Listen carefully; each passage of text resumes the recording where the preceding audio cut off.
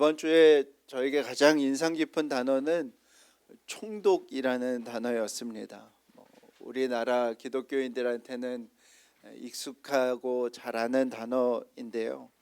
우리나라는 일본 식민지 안에서 총독부가 있던 시절을 아주 길게 보냈고, 또 성경에 본디오 빌라도라고 하는 총독이 나옵니다. 총독은 제국이 등장을 하고 식민 통치를 하기 시작하는 때에 사용되는 단어인데, 그 단어를 2026년에 듣게 됩니다. 성경은 제국의 힘이 떨치는 세상 속에서 하나님의 백성으로 산다는 것은 무엇인가 라는 것을 묻는 책입니다. 그런데 왜 우리는 그동안 성경을 그렇게 읽지 않았을까요?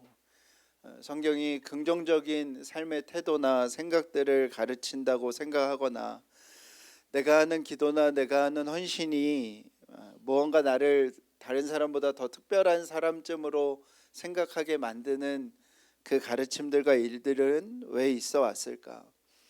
그것은 특별히 80년대 이후에 소련이 붕괴되고 한 3, 40년을 인류는 전례 없는 평화의 시대를 맞이했었기 때문이라고 생각합니다.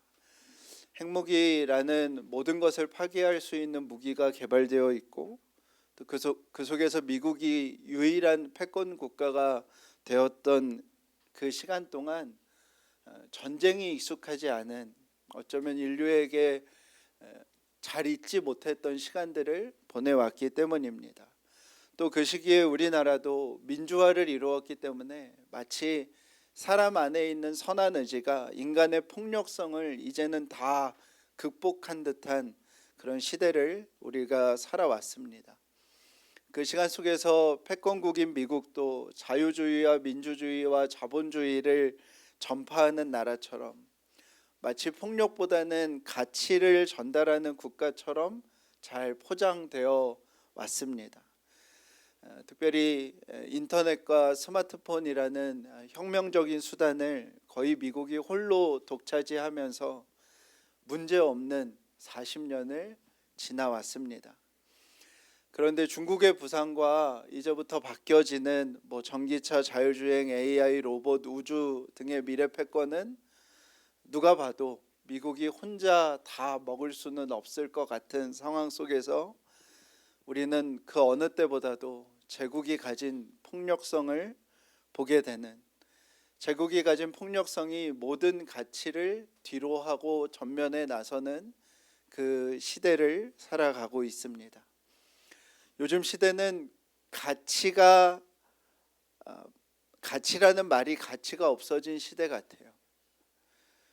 우리 모두는 다 한 가지, 힘으로 굴복시킬 수 있는가를 묻는 시대 속에 살아갑니다. 이번 주에 미국이 베네수엘라를 침공하고 대통령 부부를 납치하여 미국으로 데리고 갔습니다. 그리고 나서 바로 다음 날 석유를 위해서라고 이야기를 해요. 그리고 바로 유조선을 보내서 기름을 담아서 가지고 오는 것을 봅니다. 그 일이 있는 다음 날 미국 미네소타에서는 IC라는 이민 단속국이 시민에게 총을 3발이나 쏴서 죽게 만들었습니다. 백인 여성이고 아주 조용한 시골 마을에 있는 사람에게, 이웃과 차에서 어울려서 대화를 나누던 사람을 테러리스트쯤으로 여겨서 죽게 한 것이죠. 이런 일이 있고 나서 뉴욕타임즈와 트럼프가 인터뷰를 했는데요, 이렇게 말했습니다. 나에게 국제법은 필요 없다. 세계가 내 권력을 견제할 방법은 한 가지뿐이다. 내 도덕성이다. 작년에 트럼프가 노벨상 받고 싶어서 뭐라고 얘기했냐면, 자신이 국제 분쟁에 뛰어드는 이유는 천국에 가고 싶기 때문이라고 말했던 동일한 대통령의 말이었습니다. 또 지난 주말에는 이란에서 대규모 시위가 일어났습니다. 정부군이 시민을 향하여서 기관총을 난사해서 60명 이상이 죽은 것으로 알려지는데, 모든 통신이 다 두절되어 있어서 정확한 방법, 알 수 있는 방법이 없습니다. 연평균 40%가 넘는 물가가 8년 동안 이어졌고, 올해가 들어오면서 세금을 60%로 올렸습니다. 그런 상황에서 생존의 문제를 두고 거리로 쏟아져 나온 사람들은 향하여 국가 지도자들이 자신들의 자리를 지키기 위해서 기관총을 쏜 것이죠. 우리나라도 장기 독재를 꿈꿨던 이가 일으킨 내란 국면이 여전히 재판조차 이루어지지 않고 있습니다. 무법하고 무도한 장기 독재를 희망하는 사람들이 이 세상에 이렇게 많았구나라는 것을 우리가 너무 놀랍게 보게 되고요. 또 믿을 수 없을 만큼 다수이고 믿기 싫을 만큼 우리 가까이에 있다는 것을 보게 됩니다. 이 세 가지 모습 다 권력 지향적인 지도자와 그리고 신정일치 사회를 꿈꾸는 종교가 함께 있을 때 나타나는 모습입니다. 세상은 힘을 숭배합니다. 끊임없는 상향성을 향하는 세상이고요. 그리고 그 속에서 가해지는 수도 없는 폭력을 어떻게든 정당화하는 세상을 우리가 살아갑니다. 어느 순간부터 가치를 말하는 사람은 좀 답답하고 미련한 사람이 되어버리고, 욕망을 말하는 사람이 마치 더 세련된 사람이 되어진 세상을 우리가 살아갑니다. 하나님을 떠난, 하나님의 자리를 대신한 인간이 가진 죄의 모습이 이와 같다는 것을 우리는 26년을 시작하면서 여실히 보고 있습니다. 예수님께서 오셔서 회개를 요청하십니다. 그 회개는 주일 성수 못하는 것과 11조를 정확히 하지 못하는 것과 교회 봉사를 하지 못하는 것에 대한 회개가 아닙니다. 기도하지 못하는 것과 성경을 몇 장 읽지 못하는 것과 뜨거움과 간절함이 이전과 같지 않은 것에 대한 회개도 아닙니다. 우리 안에 있는 염려와 불안과 두려움을 다루지 못하면 내 안에 있는 평안이 깨어지기 때문에 행하는 회개도 아닙니다. 예수님이 오셔서 말씀하신 회개는 힘과 폭력의 세상에서 다른 방향으로 살아가라는 것입니다. 폭력의 세상에서 평화의 사람으로 살아가라는 것입니다. 욕망을 자랑하는 세상에서 가치를 붙들고 살아가라는 것입니다. 그 사람은 예수님의 사람인가? 그 사람은 예수님을 따르는 사람인가? 그 사람이 정말 예수님을 믿는 사람인지는 강단 위에 서서 말하는 것으로 알 수 없습니다. 그 사람이 하는 말로도 알 수 없습니다. 언제 알 수 있냐면 그 사람이 힘을 가졌을 때 알 수 있습니다. 그 사람이 어떤 형태의 폭력도 정당화시킬 수 있을 만큼의 위치에 섰을 때 그 사람이 예수님을 믿는 사람인지 알 수 있습니다.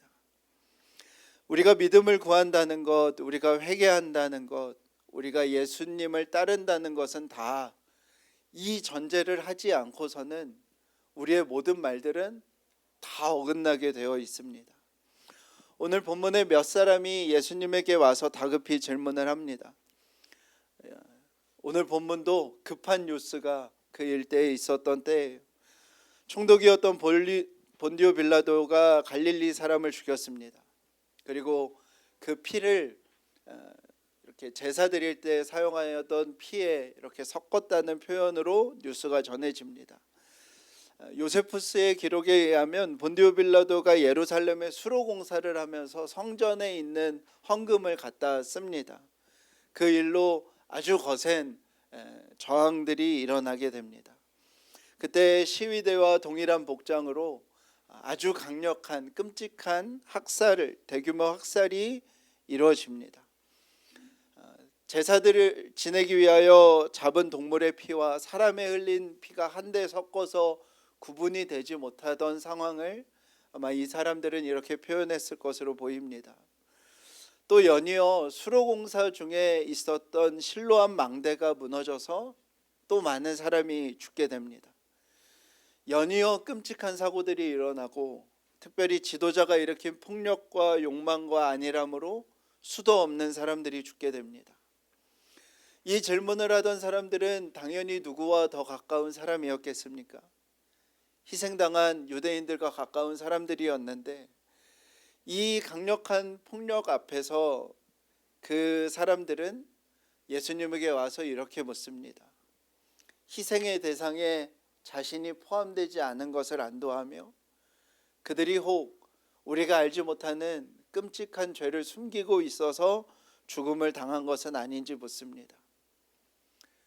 지도자의 죄와 지도자의 폭력과 지도자의 잔혹함에 대해선 누구도 말하지 않습니다. 그들이 그 순간 떠올린 건 무엇이냐면 인과응보입니다. 저 정도로 끔찍하게 죽은 걸 보니 우리가 모르는 어떤 죄가 있을 거야 라고 생각하는 것이죠. 그것은 동시에 자신들이 그 학살 속에서 살아남은 이유는 자기가 가진 어떤 완벽함 때문이라고 생각하며 안도합니다. 예수님의 대답은 그 두 가지 사건에서 다 그렇지 않다. 너희도 회개하지 않으면 너희도 그와 같이 망한다 라고 말씀합니다. 여러분, 그러면 여기에서 예수님이 말씀하신 회개와 망한다는 무엇일까요? 여기에서 회개가 인과응보의 대상이 되지 않도록 살아가는 힘없는 자들의 완벽함일까요?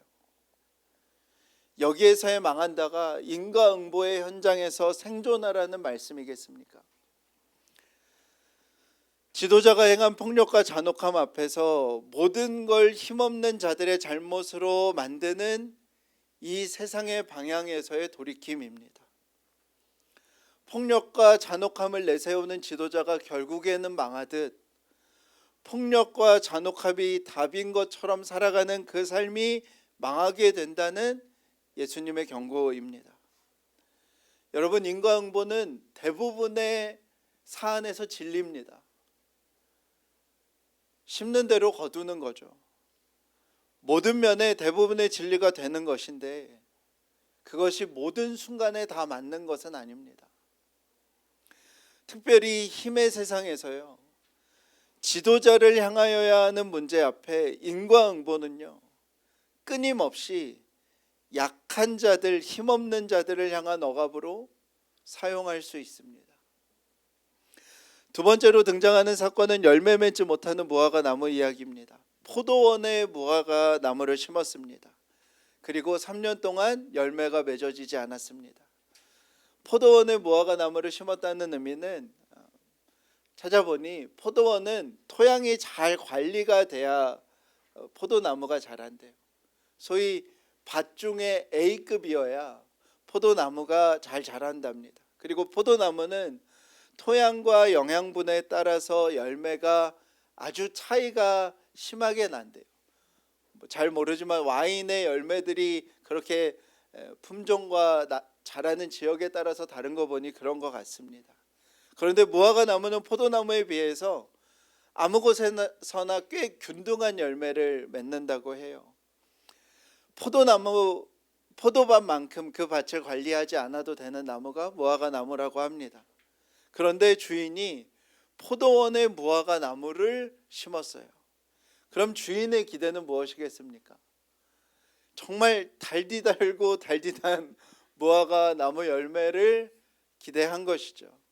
그런데 3년이 지났는데 열매는커녕 하나의 열매가 맺어지지 않은 것입니다. 포도원 주인이 무화과 나무를 찍어버리라고 말합니다. 땅이 아깝다고 말해요. 포도원 주인은 무슨 생각을 하는 거예요? 기회비용과 효율을 가장 먼저 떠올리는 사람이었습니다. 양육간식의 세상에서 무엇을 넣으면 무엇이 반드시 나와야 하는 것이 합리적이고 마땅하다고 생각하던 주인이었습니다. 돌봐야 하는 포도나무가 많은 포도원지기가 주인에게 간청합니다. 1년만 시간을 주십시오. 제가 땅도 잘 고르고 거름도 주어서 1년 후에 보시고 이 나무를 버리셨으면 좋겠습니다. 힘의 세상에서는 자원, 리소스가 되지 못하는 것은 다 버려집니다. 힘의 도움이 되지 못하는 것은 기회를 부여받은 것만큼 처참하게 버려지죠. 그러나 하나님 나라에서는 버림받은 무화과 나무를 돌보고 1년의 시간을 더해 줍니다. 성경에서 포도나무 아래와 무화과 나무 아래는 평화의 시대를 말하는 말이기도 합니다. 성경에 있는데요, 우리 열왕기하 4장 25절 한번 같이 읽어볼까요? 시작. 솔로몬이 사는 동안에 유다와 이스라엘이 단에서부터 브엘세바에 이르기까지 각기 포도나무 아래와 무화과 나무 아래에서 평안히 살았더라.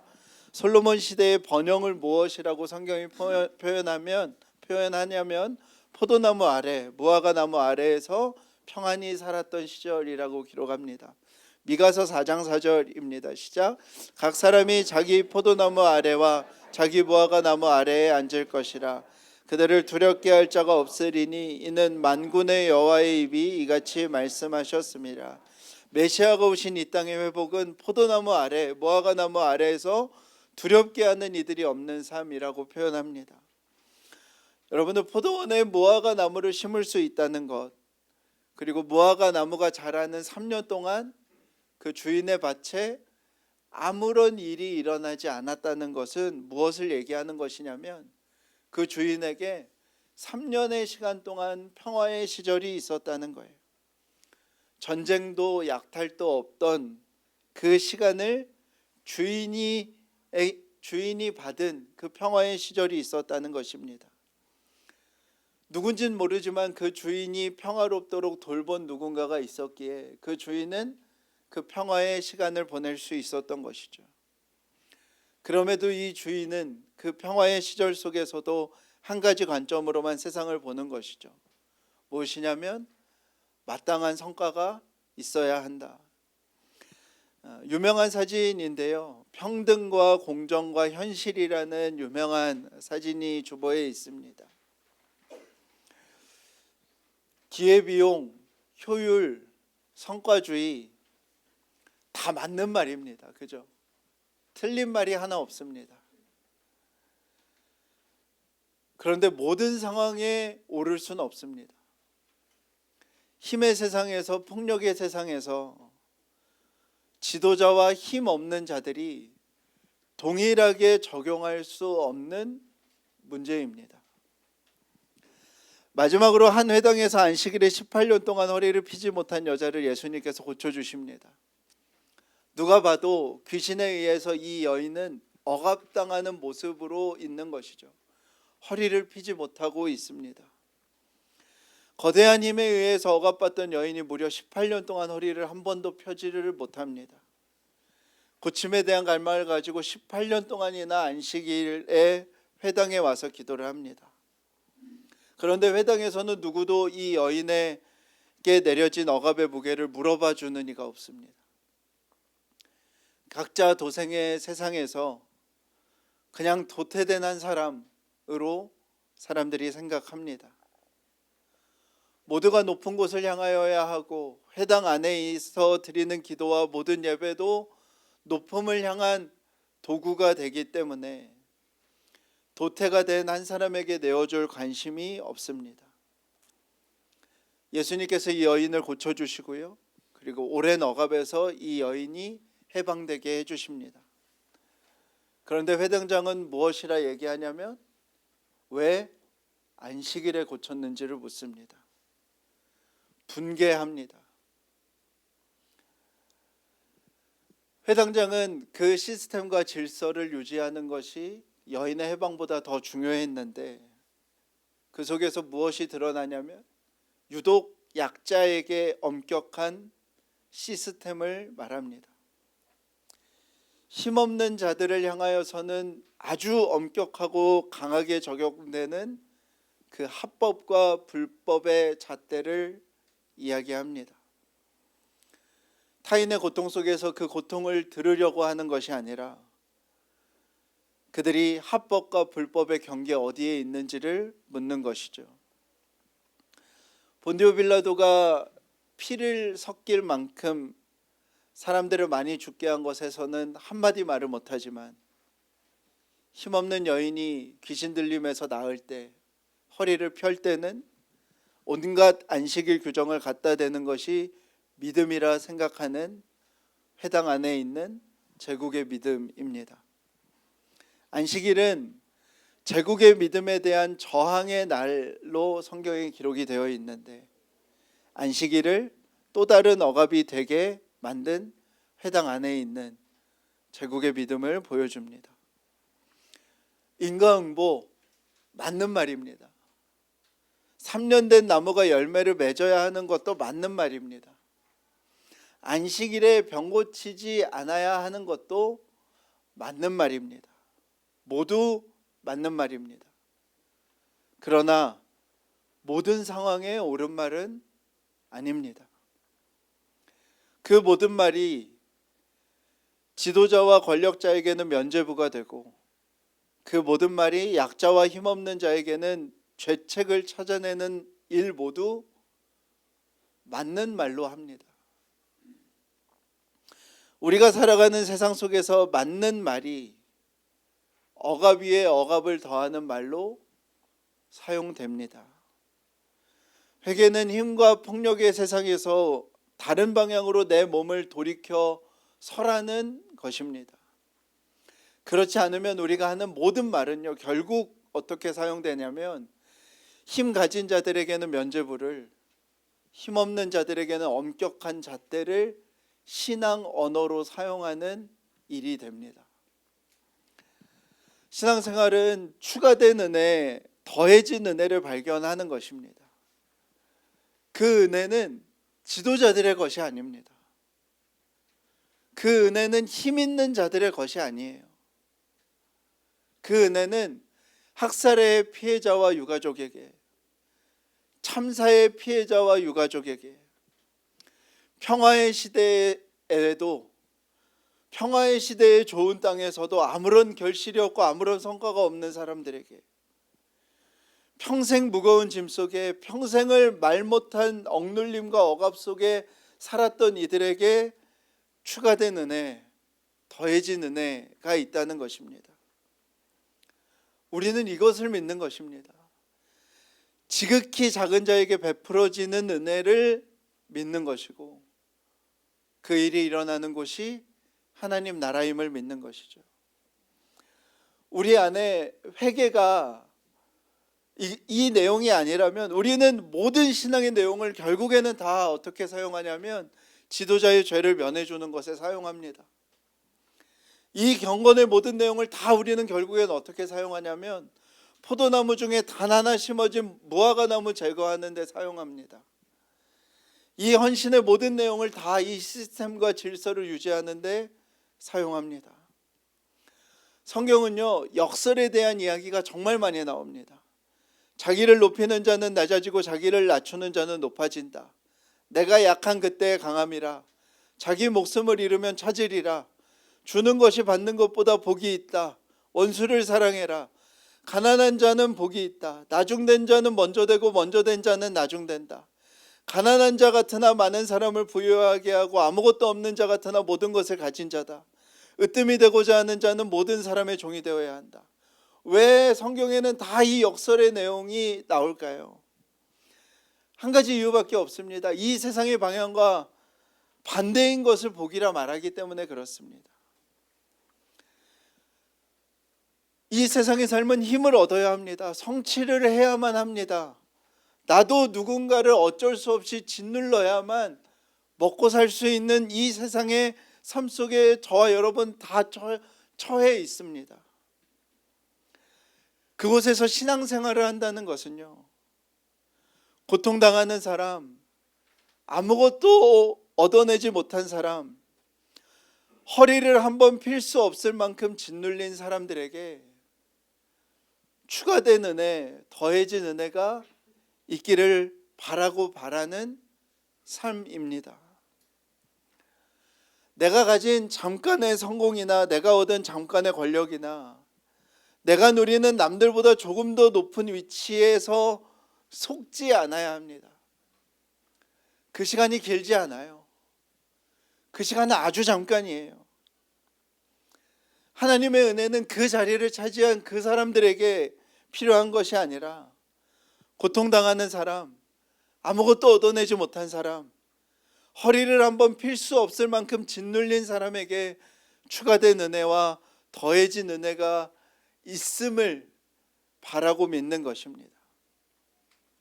예수님이 말씀하십니다. 우리의 신앙이 이것이 아니면 다 망할 겁니다. 그것이 지금의 한국교회의 모습 아닙니까?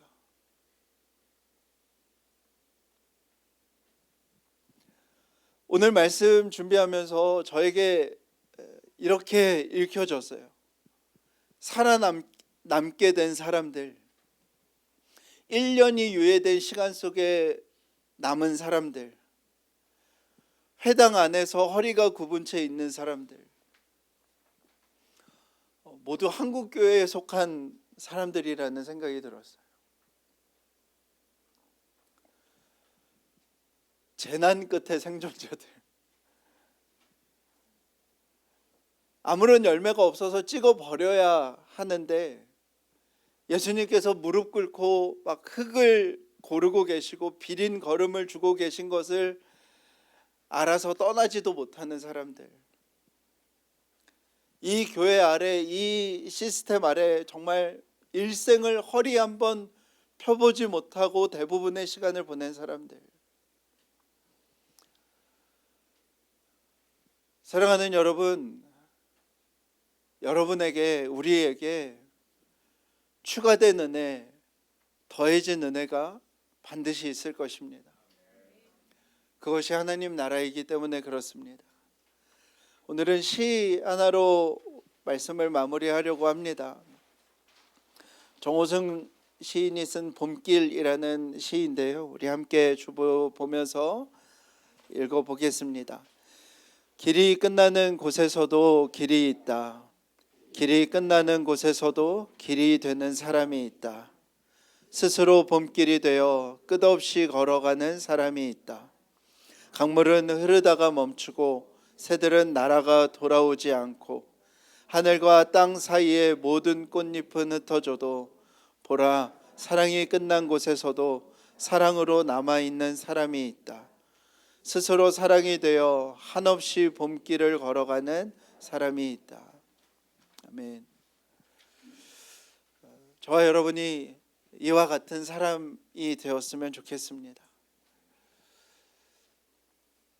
모든 희망이 끝날 때, 모든 길이 끝날 때, 사랑이 차갑게 식어져 갈 때, 그 끝에서 여전히 길을 걸어가고 여전히 봄길을 만들어가는 저와 여러분의 삶이 되었으면 좋겠습니다.